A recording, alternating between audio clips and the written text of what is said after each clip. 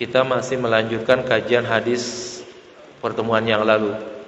Akan kita urai insyaallah satu persatu pada kesempatan pengajian ini tentang rukun-rukun agama. Pertemuan yang lalu kita sudah mengurai tentang syahadat yang merupakan kunci pembuka bagi diterimanya segala amal baik dan perbuatan-perbuatan manusia yang akan mendapatkan nilai di sisi Allah Subhanahu wa taala. Nah, pada pertemuan kemarin kita menyatakan bahwa orang-orang yang ingin mendapatkan balasan baik di sisi Allah Subhanahu wa taala itu dipersyaratkan adanya syahadat, ya, sebagaimana kita mendaftar di sebuah perusahaan. Jika kita ingin bekerja, maka kita harus mendaftar di perusahaan tersebut supaya ketika kita bekerja nanti mendapatkan gaji. Manakala kita hanya bekerja saja tapi tanpa mendaftar di perusahaan tersebut, maka sangat memungkinkan kita tidak akan mendapatkan gaji. Lalu nanti akan dibalik. Kalau seandainya orang yang tidak beriman berbuat dosa, apakah dosanya dicatat? Nah, kalau dicatat nggak seimbang dong kalau begitu.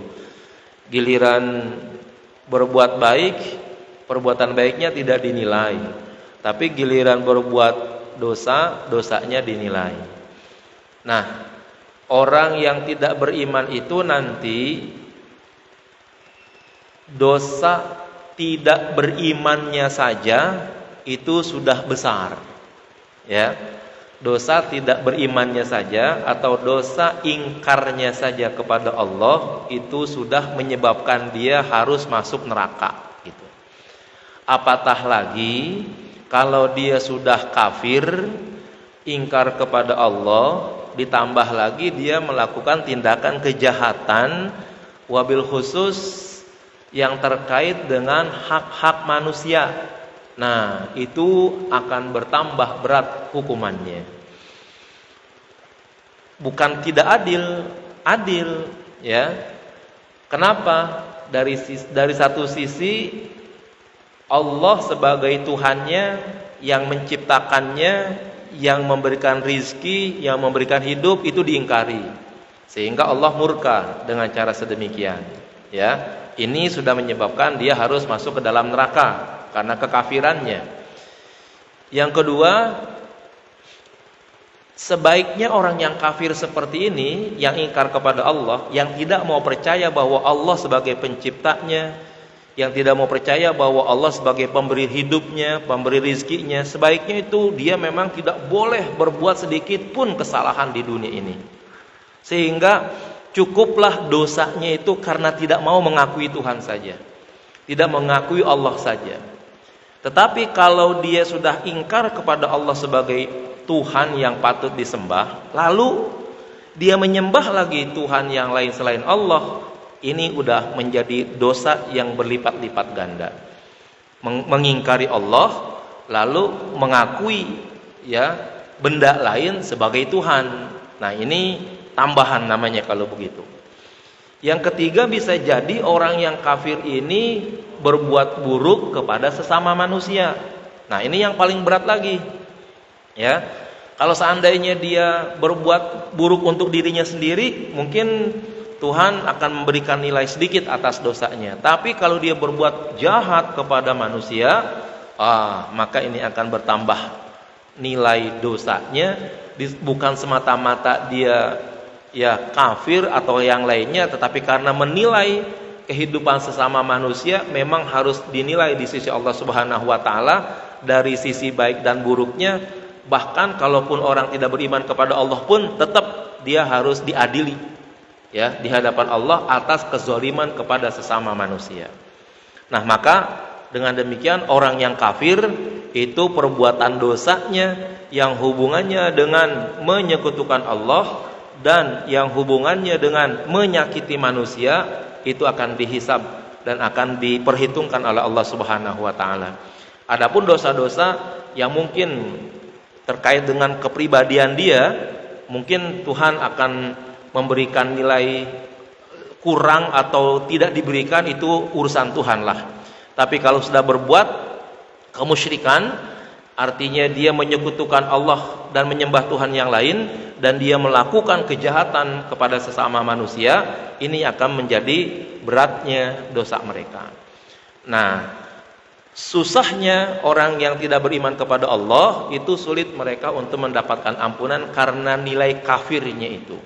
Ya, kalau nanti sudah tidak mendapatkan ampunan dari Allah, maka akibatnya mereka akan kekal selamanya di dalam neraka. Nah, inilah pentingnya orang bersyahadat untuk bersaksi bahwa Allah yang patut disembah adalah satu-satunya Tuhan yang menjadi sesembahan manusia. Tidak ada yang lain yang patut disembah kecuali hanya Allah Subhanahu wa taala. Konsep apapun tentang Tuhan itu nanti akan digagalkan oleh berbagai macam permasalahan yang ada di alam dunia sekarang ini, ya. Oleh karena itu, sebagai manusia yang berakal sehat, sudah seharusnya tetap menjadikan Allah sebagai ilah, sebagai Tuhan yang patut disembah. Itu mungkin kesimpulan pada pembahasan yang lalu tentang syahadat. Nah, kita akan masuk pembahasan kedua, yaitu tentang sholat. Hadisnya masih yang lama, yang lembarannya lama para bapak sekalian, jadi belum ada yang baru, tapi pembahasannya terus kita update, ya. Jadi pembahasannya saja yang kita update, lembarannya sih lembaran yang lama, karena di situ nanti akan banyak pembahasannya. Hadis kedua itu membahas rukun agama, ya. Rukun agama terdiri dari rukun Islam, rukun iman, rukun Islam, dan ihsan. Tapi saya ingin memulai dulu dari rukun Islam dulu, ya, yang terkait dengan masalah amaliyah, bentuknya praktek begitu, ya. Jadi saya menomorduakan dulu. Jadi pertanyaan Jibril itu kemarin nomor 1 iman, nomor 2-nya adalah Islam. Nah, saya mulai dari situ dulu, Islam dulu, karena ini yang banyak kita praktekkan, yang banyak kita kita jalani dalam kehidupan sehari-hari. Kalau kaitannya kemarin dengan syahadat, maka syahadat itu saya kira sudah mencakup nilai-nilai iman keseluruhan. Nanti suatu saat sih kita bahas satu persatu, tapi kita akan memulai dari rukun Islam terlebih dahulu. Kemarin sudah syahadat, saya anggap syahadat itu nanti bisa mencakup keseluruhannya. Nah, sekarang kita masuk ke dalam sholat, ya. Ada beberapa hal yang perlu kita perhatikan dalam kajian sholat. Yang pertama, kedudukan sholat di dalam agama Islam. Yang kedua, akan kita bahas tentang hukum meninggalkan sholat, ya. Yang ketiga, tentang sholat berjamaah, ya, tentang sholat berjamaah. Kemudian mungkin terkait dengan sholat jamaah, kira-kira kaum wanita itu boleh enggak sholat berjamaah di masjid? Mana dalil-dalilnya?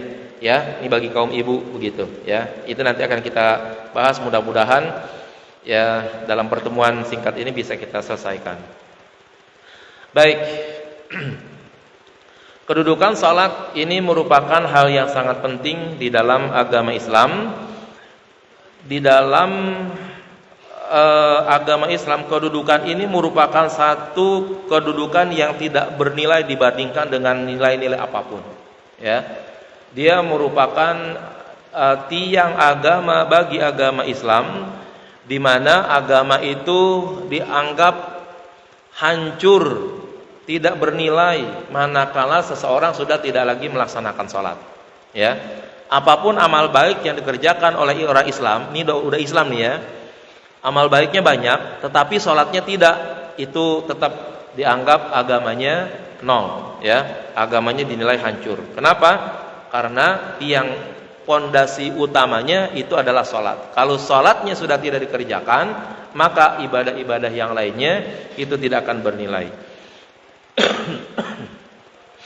Dalam sabdanya Rasulullah menyatakan, Rasul amri al-Islam wa amuduhu as-salah wa dirwatu sanamihi al-jihadu fi sabilillah. Ya, modal terbesar, ya, kapital besar itu adalah Islam. Itu modal utamanya. Kemudian tiang-tiangnya adalah salat, ya, pilar-pilarnya adalah salat, puncaknya adalah jihad fi sabilillah. Ya. Maka selagi salat itu tidak dikerjakan oleh seorang muslim, maka dapat dikatakan dia adalah orang yang meruntuhkan agamanya sendiri. Kalau agama sudah runtuh, kita bisa bayangkan sebuah rumah, semahal-mahalnya rumah, sebagus-bagusnya rumah, kalau sudah runtuh, ya apapun yang ada di rumah tersebut sudah tidak ada nilainya lagi. Ya. Rumahnya berapa tingkat? Mau 10 tingkat, mau berapa ratus tingkat, ambruk semuanya, ya udah, nggak ada manfaatnya lagi. Apapun yang ada di dalam rumah tersebut, ya, itu sudah tidak ada lagi manfaatnya. Maka apabila sholat itu hancur, apabila sholat itu ditinggalkan, maka ibadah-ibadah yang lainnya pun akan hilang. Anas menyatakan, furidati sholatu ala nabi sallallahu alaihi wasallam lalaitan usriya bihi khamsin thumma nuqisat hatta ju'ilat khamsan thumma nudiya ya Muhammad innahu la yubaddalul qawlu ladayya wa inna laka bihadhil khamsa khamsin. Ya, difardukan, diwajibkan salat itu kepada Nabi ketika beliau di Isra Mi'rajkan sebanyak 50 waktu. Ya, 50 waktu, bukan 50 rakaat. Kalau 50 rakaat itu masih bisa dibagi-bagi, ya, masih bisa 25 waktu misalnya. Tapi ini 50 waktu. Kalau sholat yang paling sedikit itu 2 rakaat, maka kalau seandainya punya 50 waktu, maka kalau seandainya dulu Nabi Muhammad tidak dikurangi di waktu beliau Isra Mi'raj sholat tersebut, maka sangat memungkinkan umat Islam wajib sehari semalam melaksanakan sholat 100 rakaat. Karena ada 50 waktu, itu paling sedikit. Ya. Kalau seandainya ada di waktu-waktu tertentu yang 4, yang 3, ya, yang 2, bisa jadi lebih daripada 100 rakaat. Kalau seandainya setiap waktu itu 50, ya, 50 waktu itu 22, maka dapat dipastikan sholatnya 100 rakaat. Tapi kalau 50 waktu ada yang 2, ada yang 3, ada yang 4, maka sholat itu lebih daripada 100 rakaat. Lalu kemudian dikurangi, katanya, sehingga menjadi 5 waktu. Lalu kemudian Nabi Muhammad dipanggil, ya Muhammad, innahu la yubaddalul qawlu ladayya. Sudah tidak dapat diganti lagi, ya, ketetapan di hadapanku, katanya. Wa innalaka bihadhil khamsa khamsin. Engkau akan mendapatkan dengan 5 salat ini pahala 50 waktu salat. Ya. Jadi Nabi Muhammad dan umatnya sekalipun salatnya 5 waktu, tetapi secara waktu yang dihitung Nabi Muhammad mendapatkan tetap pahala salat 50 waktu. Ya, walaupun pada realnya itu hanya 5 kali saja, ya, tapi pahalanya tetap dihitung 50 kali waktu. Satu sisi lain, salat itu nanti di akhirat adalah ibadah yang pertama yang akan diperiksa oleh Allah Subhanahu wa taala. Dikatakan dalam hadis, Rasulullah bersabda, awwalu ma yuhasabu alaihil 'abdu yaumal qiyamah as-shalah. Ya, yang pertama kali dihisab bagi setiap hamba pada hari kiamat itu adalah salat. Fa in saluhat saluha sairu amali wa in fasadat fasada sairu amali. Ya, apabila salatnya baik, maka semua amalnya dinilai baik. Ya, tapi apabila salatnya rusak, maka dinilai rusak juga semua amal ibadahnya. Nah, maka ini patokan bagi kita para bapak sekalian, jamaah sekalian yang saya hormati. Maka sebaiknya sekarang mari kita perbaiki salat kita. Ya. Nabi pernah menegur seseorang yang datang ke masjid untuk kemudian bertemu dengan Nabi. Ya Rasulullah, saya sudah salat. Nabi bilang, ulang salat kamu. Lalu salat dia lagi untuk yang kedua kalinya. Lalu temu lagi kepada Rasulullah. Ya Rasulullah, saya sudah salat. Nabi bilang, salat lagi, ulang dari mula, ya, salat lagi untuk yang ketiga kalinya. Ketemu lagi Rasulullah, ya Rasulullah, sholat tadi yang saya kerjakan udah sholat yang paling baik yang saya kerjakan. Saya udah nggak bisa melaksanakan sholat yang lebih baik daripada itu. Lalu Nabi bilang, kalau kamu sholat, ya mulailah dengan takbir, baca surat, baca Fatihah. Apabila kamu ruku, maka tumakninahlah. Apabila kamu i'tidal, maka tumakninah. Apabila kamu sujud, maka tumakninah. Apabila kamu duduk, maka tumakninah. Dan seterusnya Nabi mengajarkannya seperti itu. Nah, ini merupakan satu ajaran yang Nabi sampaikan kepada sahabat tersebut supaya bisa memperbaiki sholatnya. Yang salah satunya banyak ditinggalkan oleh orang itu adalah tidak tumakninah pada rukun-rukun tertentu. Di antaranya di waktu ruku, di waktu i'tidal, di waktu sujud, dan di waktu duduk antara dua sujud. Ini banyak ditinggalkan oleh orang sehingga sholatnya begitu cepat dan tidak ada tumakninahnya. Tumakninah itu wabil khusus oleh mazhab Syafi'i itu dihitung sebagai satu rukun. Ya. Maka ada ulama yang menghitung rukun sholat itu sampai lebih daripada 20, ya, karena menghitung setiap rukun ada tumakninahnya, ya. Setiap selesai ruku dibilang ruku misalnya rukun ke-5, rukun ke-6-nya itu tumakninah misalnya begitu, ya.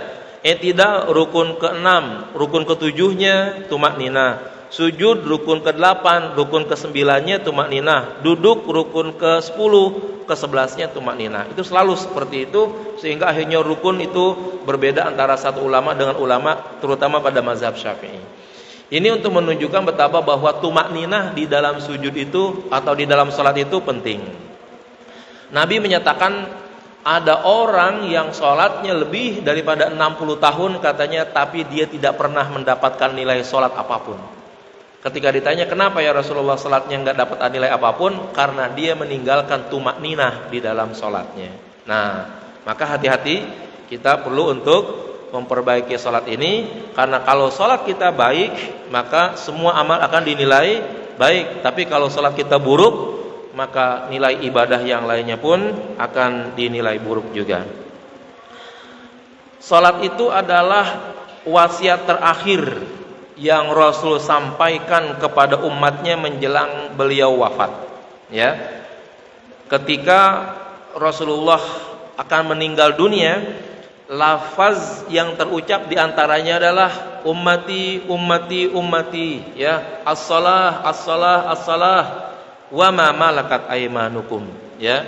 Pesan Nabi itu sebelum Nabi meninggal. Salat, umatku, umatku, ya, jaga salat, jaga salat. Dan jaga orang yang menjadi tanggunganmu, ya. Itu mungkin anak, mungkin istri, ya, keluarga kita, supaya kita jaga baik-baik, jangan sampai mereka, ya, terbawa arus ke jalan yang salah. Kira-kira pesan Nabi seperti itu. Tapi intinya salah satu yang Nabi sebut di akhir hayatnya itu adalah menyebut salat. Kenapa tidak zakat? Kenapa tidak haji? Kenapa tidak jihad misalnya? Mungkin Nabi merasa bahwa di luar salat ibadah yang lain itu nilainya kecil, ya. Yang terbesar, yang hebat, yang bisa menghubungkan antara hamba dengan Tuhannya itu tidak ada lain adalah salat, yang apabila dilaksanakan oleh hamba dengan baik, maka koneksitas antara hamba dengan Tuhan itu akan menjadi baik.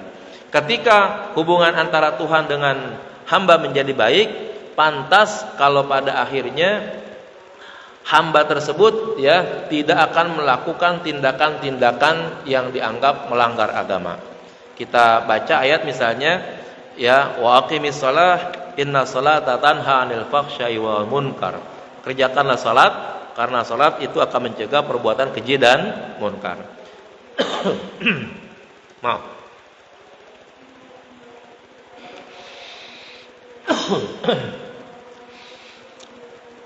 Ini merupakan jaminan dari Allah bahwa baiknya salat ya, baiknya salat itu menjadikan baiknya perilaku manusia. Ya. Buruknya salat berarti menjadikan buruknya perilaku manusia. Ya.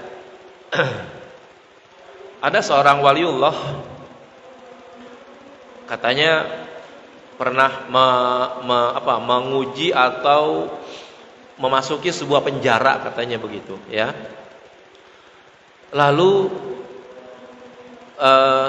dia mengajak murid-muridnya ke penjara tersebut untuk bertanya kepada orang-orang yang ada di penjara tersebut.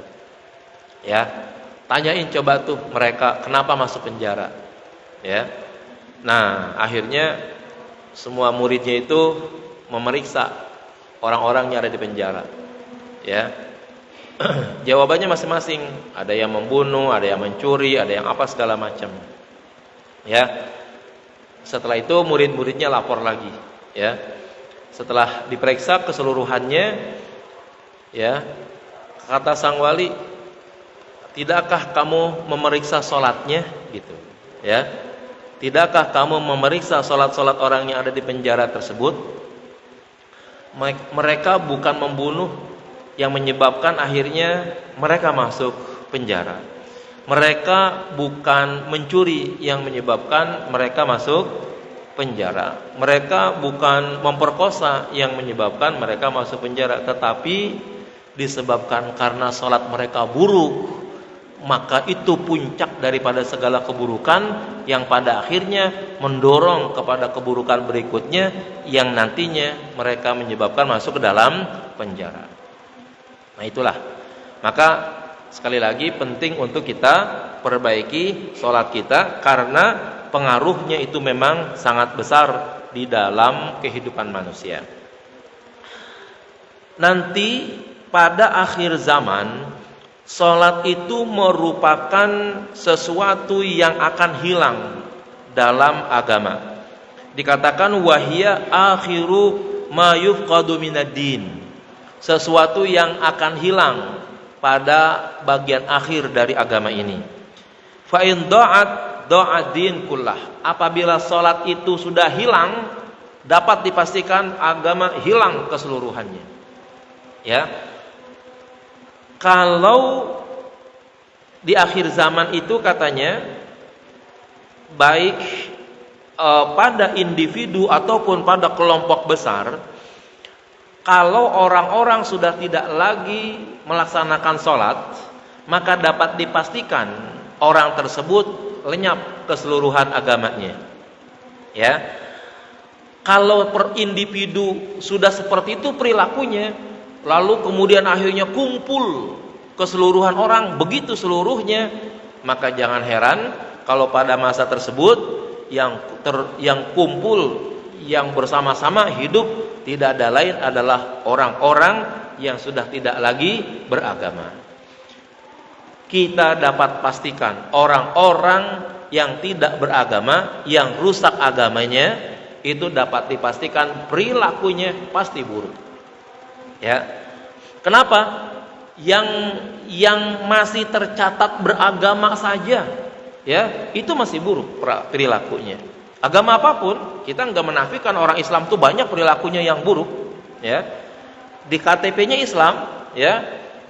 Kalau dia udah mulai tidak sholat dengan baik, dapat dipastikan perilakunya akan menjadi buruk, ya. Nah, inilah pentingnya untuk melaksanakan sholat. Kalau sholat itu sudah hilang pada diri seseorang, dapat dipastikan agama hilang secara keseluruhan. Kalau setiap individu seperti itu, maka terkumpullah, ya, secara kolektif orang-orang yang berperilaku tanpa ada agama. Nah, kalau sudah orang berperilaku tanpa agama, nah, yang muncul adalah hawa nafsu. Ya, kalau sudah memunculkan hawa nafsu, pasti ya ada kepentingan-kepentingan pribadi dan lain sebagainya. Rasul mengatakan, la tanqudanna ural Islam urwatan. Ya, akan hilang, akan batal, akan rontok, ya, panji-panji, kancing-kancing, pengikat-pengikat Islam satu demi satu. Fakullaman qadat urwatun tashabbat annas qibalati taliha. ya. Maka manakala sudah ya rontok semua pengikat-pengikat tersebut, ya, maka nanti akan terjadi pengguguran, penghancuran pada ikatan-ikatan berikutnya. Jadi kalau ikatan agama itu adalah sholat, yang pertama sholat ini rontok nih, sholat ini copot begitu, maka berikutnya pun akan copot. Ya, kalau kancing, ya, ini kancing di atas copot, ini sangat memungkinkan kemungkinan kancing di bawahnya juga bisa copot juga. Kalau agama tuh dianggap sebagai ya rukun-rukunnya, syahadat, sholat dan seterusnya. Tiba-tiba copot, itu udahlah hilang kalau begitu. Nah, dikatakan fa awwalahunna naqdan al-hukmu. Ya. Yang pertama nanti hilang dalam hukum Islam itu adalah yang terkait dengan hukuman. Ya. Di dunia ini nanti akan lepas semua, dunia itu sudah tidak ada lagi yang mau menggunakan hukum Islam. Dalam segi apapun, dalam segi ekonomi, lebih-lebih dalam segi kriminalitas, ya. Sejahat-jahatnya manusia nanti apabila diterapkan hukum, pasti mereka nggak mau menerapkan hukum Islam, ya, karena sangat memungkinkan, ya, ada orang-orang besar yang memang menjadi pelaku kejahatan, tuh begitu, sehingga akhirnya, ya, pemilik politik, pemilik atau pemegang politik dan pemegang ketatanegaraan sebenarnya itu adalah orang jahat, sehingga akhirnya mereka tidak mau menggunakan hukum Islam, sebab kalau ketahuan mereka termasuk yang akan terkena hukum Islam tersebut. Gampangnya, kita mungkin udah banyak melihat bahwa orang-orang yang bisa naik ke tingkat politik tertentu itu enggak sedikit yang mengorbankan nyawa, ya. Dan itu bukan hal yang tersembunyi, udah bukan rahasia. Banyak di negara manapun satu orang naik menjadi pimpinan apa begitu, itu banyak nyawa yang dikorbankan. Cuman kan kita nggak tahu, nggak punya bukti begitu, ya. Nah, ini kalau seandainya nanti ditelusuri dan hukum yang digunakan adalah hukum Islam, hukum Islam kan apabila ada orang membunuh, hukumnya tidak ada lain adalah dibunuh juga. Nah, maka yang demikian itu biasanya adalah orang-orang yang besar, orang-orang yang hebat, pemilik ekonomi, pemegang politik, itulah yang paling takut terhadap hukum Islam. Karena mereka bisa jadi adalah pelaku-pelaku daripada kejahatan yang dikhawatirkan mereka adalah orang yang terkena hukum Islam itu sendiri. Wa akhiruhunna as-shalah, ya, yang nanti paling akhir akan dihilangkan itu adalah salat. Nah, mungkin hampir di keseluruhan dunia nih sekarang ini hukum Islam itu sudah sulit untuk diterapkan, ya. Jadi kejahatan sebesar-besarnya kejahatan, ya tetap saja yang dipakai adalah mungkin hukum dunia, hukum demokrasi kali begitu, ya. Bisa kita lihat, ya, peledakan WTC segitu besarnya, kita nggak dengar tuh bagaimana pelakunya dihukum gitu, ya. Dan masih banyak lagi kasus-kasus besar di dunia ini yang menghancurkan dan yang mematikan banyak orang, ya. Pelakunya itu bisa saja, ya, terus hidup di penjara dan lain sebagainya tanpa ada hukuman matinya misalnya. Kenapa? Karena memang tidak mau menggunakan hukum Islam. Nah, ini adalah bentuk daripada pelanggaran-pelanggaran yang pada intinya nanti sholat itu menjadi bagian daripada yang mereka tinggalkan. Kemudian bagaimana sekarang hukum meninggalkan sholat, ya. Nah, ini penting untuk kita perhatikan. Tarkus sholati juhudan biha wa inkaron laha kufrun. Meninggalkan sholat karena ingkar, ya, karena membantah, itu adalah kafir bagi orang Islam, ya. Bagi orang Islam yang sudah mengakui bahwa Allah adalah Tuhan, lalu dia tidak mau beribadah dalam bentuk sholat, dan meninggalkan sholatnya itu adalah mengingkarinya, ya, itu membantah, membangkang, ya. Maka apabila dia meninggalkan sholat karena ingkar dan membangkang tadi, maka hukumnya adalah kafir. wa khuruj an millatil Islam, keluar dari ajaran agama Islam. Amma man tarakaha ma'imanihi biha wa i'tiqadihi, ya, adapun yang meninggalkannya disertai iman dengan kewajiban salat, wa i'tiqadihi bi fardiyatiha, dan masih meyakini akan kewajibannya, kewajiban melaksanakan salat, walakin takrakaha takasulan aw tasyahulan anha, tapi ia meninggalkannya karena malas atau karena sibuk, ya, dengan tugas, dengan pekerjaan dan sebagainya, bima la yu'addu fi syar'i udran, padahal itu tidak dianggap sebagai udzur dalam syariat, faqad sarrahal ahadits bi kufrihi wa wujubi qatlihi, maka hadis secara terang-terangan menetapkan orang itu kafir dan wajib dibunuh. Nah, nanti para bapak sekalian, dalam proses meninggalkan salat ini ada dua kelompok, ada yang wajib dibunuh, ada yang menetapkan kafir, gitu, ya. Ammal ahadits al-musarrahah bi kufrihi fahiyah, adapun hadis-hadis yang menjelaskan bahwa orang-orang yang meninggalkan salat hukumnya kafir, diantaranya adalah, ya, yang pertama, ya, hukum meninggalkan salat itu dinyatakan kafir. Sekali lagi ini bagi orang Islam, ya, tentunya. Kata Rasulullah, hadis-hadisnya berikut, ya. Bainar rajuli wa bainal kufri tarkus shalah, ya. Antara seseorang dengan kekafiran itu adalah karena ia meninggalkan salat. Ya. Artinya apa? Orang itu masih dinilai muslim, masih dinilai mukmin apabila dia masih tetap melaksanakan salat. Tapi kalau dia sudah meninggalkan salat, maka dia dinyatakan sebagai kafir. Sekali lagi ini untuk orang Islam, ya. Hadis riwayat Ahmad, riwayat Muslim, Abu Dawud, Tirmizi dan Ibnu Majah. Hadis berikutnya dikatakan al-ahdul ladzi bainana wa bainahum as-shalah, faman tarakaha faqad kafar. Perjanjian atau perpisahan antara kami dan mereka, orang kafir maksudnya, itu adalah salat. Maka siapa saja yang meninggalkan salat maka sudah kafir. Ya.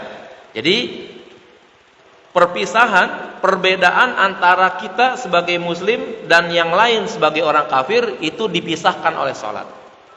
Ya, maka yang meninggalkan salat dapat dipastikan adalah masuk dalam kategori kafir.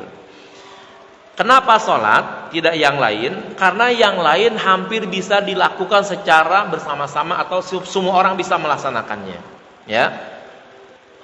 Orang muslim berpuasa, orang non muslim bisa puasa, ya, dengan alasan apa saja, dengan diet, ya, demi kesehatan bisa dia melaksanakan puasa. Orang muslim puasa Ramadan misalnya, orang non muslim mau puasa juga nggak ada halangan, ya.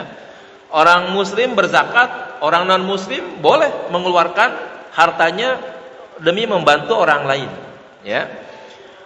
Kemudian dalam hal pergi haji misalnya, umat Islam punya tanah suci, orang Kristen punya tanah suci, orang Hindu Buddha punya tanah suci. Masing-masing mereka bisa pergi menuju ke tanah sucinya masing-masing, ya.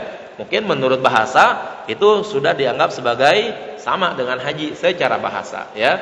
Setiap orang yang mungkin berlayar jauh untuk melaksanakan ibadah seperti kita ke Mekah, kita sebut haji. Mungkin orang Kristen yang ke Vatikan sama nilainya, ya, dianggap seperti perjalanan haji karena di sana juga ada ibadahnya juga. Bagi agama Hindu dan Buddha mungkin saja bisa ke India, bisa ke Cina sebagai pusat-pusat agama Buddha di sana. Nah, itu sama saja seperti perjalanan, ya, umat Islam melaksanakan ibadah haji. Yang ketiga kata Nabi, ya, man hafaza 'alaiha kanat lahu nuran wa burhanan. Siapa yang menjaga salat itu maka ia mendapatkan cahaya dan bukti yang kuat. Wa najatan yaumal qiyamah, dan keselamatan pada hari kiamat. Wa man lam yuhafiz 'alaiha, siapa yang tidak bisa menjaga salat, lam takun lahu nuran wala burhanan wala najatan. Yang tidak bisa menjaga salat maka dia tidak memiliki nur, tidak memiliki cahaya, tidak memiliki bukti keselamatan dan juga tidak akan selamat. Wa kana yaumal qiyamah ma'a Qarun wa Fir'aun wa Haman wa Ubay bin Khalaf. Orang-orang yang tidak salat itu nanti di hari kiamat bersama Qarun, bersama Fir'aun, bersama Haman dan bersama Ubay bin Khalaf. Nah, disebutkan tempat tinggal orang-orang di neraka itu bersama Qarun, Fir'aun, Haman, Ubay bin Khalaf ya sebagai dedengkot orang kafir, menunjukkan bahwa orang yang tidak sholat itu dari kalangan orang yang beragama Islam itu dinyatakan sekelas dengan orang kafir. Karena sekelas dengan orang kafir ya berarti sama nilai kekafirannya kalau begitu. Yang keempat, hadis mengatakan kana ashabu Muhammadin sallallahu alaihi wasallam la yarawna syai'an minal a'mal tarkuhu kufrun ghairas salah. Adalah sahabat-sahabat Nabi Muhammad sallallahu alaihi wasallam tidak pernah ada yang melihat satu amal kecil pun atau satu amal pun di mana meninggalkannya menyebabkan kafir kecuali salat. Ya. Artinya apa? Satu-satunya amal ibadah yang apabila ditinggalkan menyebabkan kafir hanya sholat saja. Ya, jadi katanya kalau orang meninggalkan puasa enggak kafir. Kalau orang meninggalkan zakat enggak kafir. Kalau orang meninggalkan haji enggak kafir. Tapi kalau orang meninggalkan sholat, sahabat-sahabat Nabi menilai itu adalah sebagai sebuah kekafiran.